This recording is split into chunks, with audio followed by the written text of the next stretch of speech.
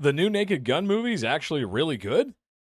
Who would have thought? Welcome back to the channel, guys. My name is Big Chetty, and today we're talking about the new Naked Gun movie. I've never done a movie review before, but I thought, you know what? Why not? I was really excited to see this movie, and I've been posting a lot more videos lately, so I thought, why not give my thanks and thoughts on a new movie? And maybe we do this more often. I don't know. We'll see how this video goes. So, The Naked Gun is a comedy movie that is based on actually originally a TV series that got canceled in the 80s, that then got turned into a trilogy of comedy movies starring Leslie Nielsen.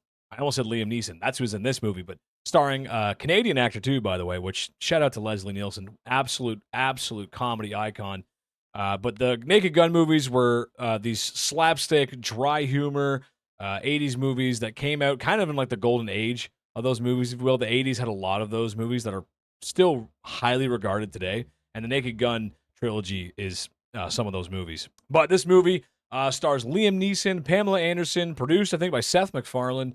I'm happy to say that it's a very, very good film. Absolute hilarity from start to finish. If you're close in age to me, if you're anywhere near the 30-year mark or a little bit older than 30, you would know that like in the 2000s, late 2000s, we got an absolute barrage of like those silly spoof slapstick comedy movies like Meet the Spartans, Epic Movie, Disaster Movie, anything sort of like that. We got so many of those, and while some of them still are good, like I think what's the horror one called?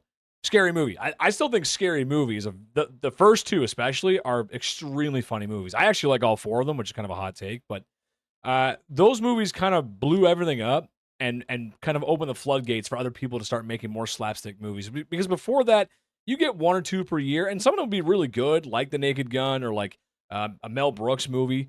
But we just got an absolute cornucopia of those movies in the early to mid 2000s, and a lot of them are really bad. They're really shit. As a kid, I really liked them, but watching them later as an adult, you're like, wow, these are awful. These are just not fun at all. And The Naked Gun shares a lot of DNA with those movies. They're supposed to be stupid. They're supposed to be funny. The Naked Gun does share a lot of DNA with some of those really crappy movies, but The Naked Gun's jokes, writing, characters, plot are a little more timeless than some of those other crappy spoof movies.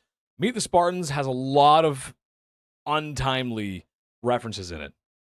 Whereas The Naked Gun, the original, if you watch it now, it still has things that are going to make people laugh, even though you weren't around in the 80s, weren't born in the 80s, or understand anything that was really going on in the 80s. It's still funny, regardless of when you watch that. And I think that's what this one is too. I think Naked Gun 2025 is still going to be funny 5 years from now, 10 years from now, 30 years from now. Is it an instant classic like the original? Maybe not, but I think a lot of the jokes landed, and I think that's kind of what you need for a comedy. If there was 100 jokes in this movie, if we quantified all the jokes in this movie, if there was 100 jokes, I'd say 85 to 90 of them landed almost perfectly, which never happens. You when a movie like this, you're going to be throwing jokes to the audience constantly, and some just aren't going to hit, and some here didn't either. Some of the jokes didn't land, but I was gut laughing at almost everything. I loved it. It is a barrage of jokes from start to finish. There's almost no letting up, which maybe might be too much, but I loved it. Like you were just constantly being jokes thrown at you the whole time, and a decent variety of jokes too. Visual gags, slapstick comedy, gross, even some gross out humor, which I thought was great because I think a lot of times studios are afraid to do that now. We've certainly moved away from gross out humor, and they put a little in there, not too much to make you go, oh, I'm not watching this, but enough to go, all right, that's funny, okay, good, that's good. Liam Neeson plays Frank Drebin Jr., the son of Frank Drebin, and he does a really fantastic job of the slapstick, dry performance, the cold deadpan delivery, and it really works here. If you've seen Liam Neeson in some of his other comedic roles throughout the years, there's not very many. But A Million Ways to Die in the West, he's supposed to play the serious character, but he's got some funny moments in that movie. He's got the chops for it. Absolutely, he actually is the perfect actor to play this role. And Pamela Anderson, my first crush. I mean, come on, every Canadian boy's first crush. She plays the femme fatale character, sort of similar to the original movie with Leah Marie Presley. and she's fantastic in it as well. She's that very like noir, sexy, soft voice, and sort of the dizzy blonde character, but still plays an important role in the plot. And she's a great supporting actress to Liam Neeson in the movie. It really works. Overall, I think the movie just feels very special. We haven't seen a movie like this in a long time, and I'm hoping that we do see more of these movies because I think I think now in the world we could probably use some comedy like this. When I was growing up, I used to see a lot of movies all the time with my dad, my grandpa. We used to go all the like in the summer. That was always something we used to do. I love movies. I'm a huge movie goer. It's why I became an actor. I love movies. I love being in movies. I love filmmaking. I love the whole industry. I think it's fantastic. But say what you will, these days I'm just not that interested in seeing every summer blockbuster or every movie that comes out. I don't know if because now it's too expensive to go, or I'm just like a cold, calculated cynic now, like or critic, I guess. Like I just don't like. There's a lot. I see a movie trailer and I'm like, whatever. But as soon as I saw the trailer for this, I'm like, okay, they might have something here. This could be good, or it could be a like massive flop that a lot of comedies end up being. But it's actually really solid. Because the problem with comedy movies is like they'll give producers, whoever's making the movie, they'll give them a small budget because they make small returns. If it has a $10 million budget, it may make 20, 30, maybe 40 million. You go, oh, that's really good. Yeah, but like horror movies, for example, are usually really good for return on investment because they have even smaller budgets, like say a $5 million budget, but they make 40, $50 million as well. So the return on investment is just better on horror movies. And comedy, unfortunately, for a lot of comedy movies, the more that come out, if the market's flooded with them or any sequels, there's not a greater return on your investment. People kind of get tired of them. I think a lot of people did, especially when I was mentioning the early 2000s. The disaster movie stuff was just, those were horrible. They were just, God, they were awful. And I think right now the movie's doing pretty well. I think critics are giving it good ratings. Audience scores are really good. And I would highly recommend you go and see this movie. So much so that they even did a promo saying, "Hey, save a comedy movie. Like, go see this thing, man. Like, go watch this. It's gonna be good." And it was good. And I cannot stress that enough how good this movie was. Because like I don't know how many times now, 30 like how many times have we all seen a legacy sequel or remake or threequel or whatever from a series or movie that we got 20 plus 30 years ago, and it's just not the sequel we were looking for. Like it's just not as good. The Matrix sequel was bad. The new Star Wars movies were bad. Like, you know what I mean? Like anytime Hollywood tried to like put some fire back into a series, put some life back into it, it just never works out. It's never the same. Either due to creative differences, for whatever. I mean, Star Wars just, come on, those movies are fucking bad. I could go on. That's a whole other video of why I hate those. But point being is that they never work. But here it's weird how like the director, the actors, the writing, they've paid such good homage to the originals. They've nailed the vibes, they've nailed the writing, they nailed the slapstick sort of style of the original, but also injecting their own spin on it, and it works. Because there's nothing worse than watching a remake or a sequel many years later, and then there's a new director or someone injecting something into it that like that's not going to work. Why are we trying? Like, no, that's not what the series is about. But here, it pays respect to the original, and they've added a new spin that, it really works. I really enjoyed it.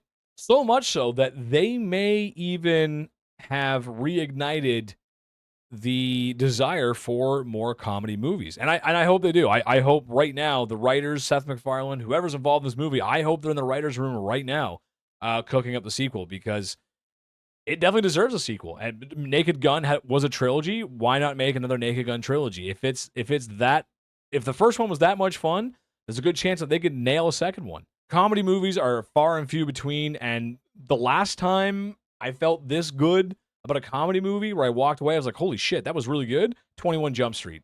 And that was what, 20? I think I was in high school when that came out. 2013, I think when that movie came out. And the sequel was good too, which is to have a comedy movie be very successful, to get a sequel that's very successful and well received is very rare. So I think that's what we're setting up for here, is that we could potentially get a trilogy that would do very well, and I cannot recommend this enough.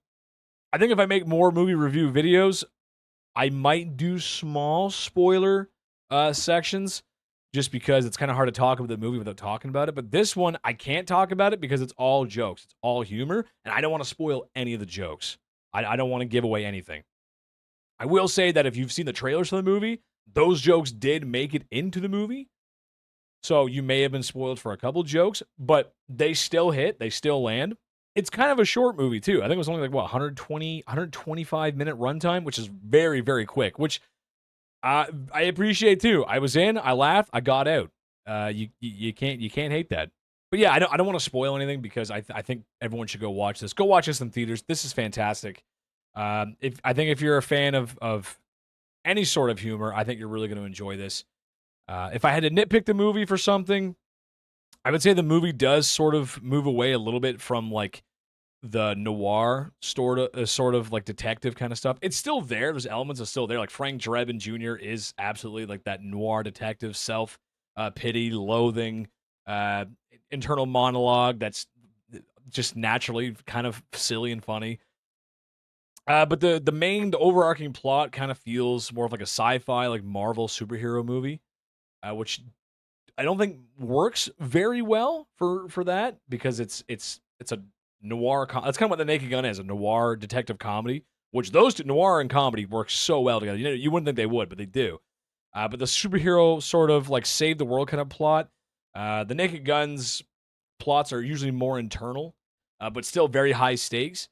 This year, to raise the stakes, it was a national, world, a global threat, and that's sort of where Frank Drebin is trying to save the world, solve the case at the same time.